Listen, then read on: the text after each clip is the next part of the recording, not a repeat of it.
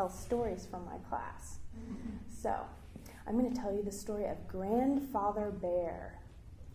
Well, one spring, a long time ago, Grandfather Bear woke up, and he went out of his cave, and he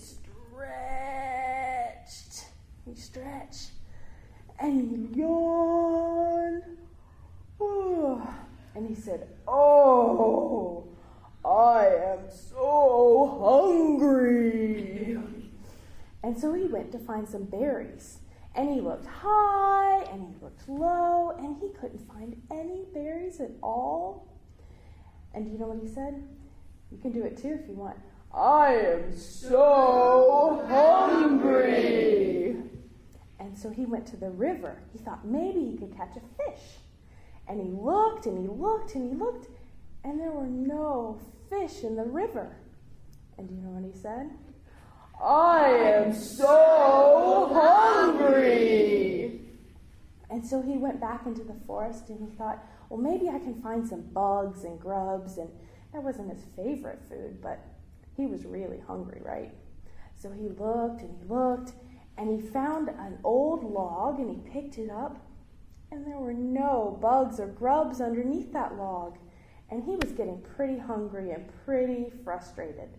And so he took that log and he shook it. Can you say it like you're shaking something? "I am so hungry." Well, a chipmunk lived in that log. And the little chipmunk came out of that log and said, Grandfather Bear, what are you doing?" And he said, "I'm so hungry." And the chipmunk said, "Just a minute." And she went down into her home, and she got some berries and nuts. And do you know how chipmunks carry things? No. In their mouth. And she gave some to Grandfather Bear. And he ate it up. And you know what he said? "I'm still hungry." And so the chipmunk went back down and got more.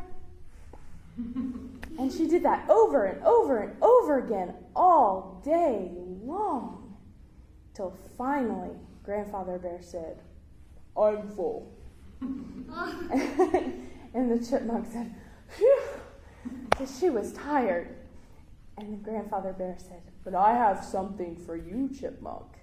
And he took his claws, and he very, very gently went down Chipmunk's back and gave her black marks right down her back. And that is how Chipmunk got her stripes. Wow. That was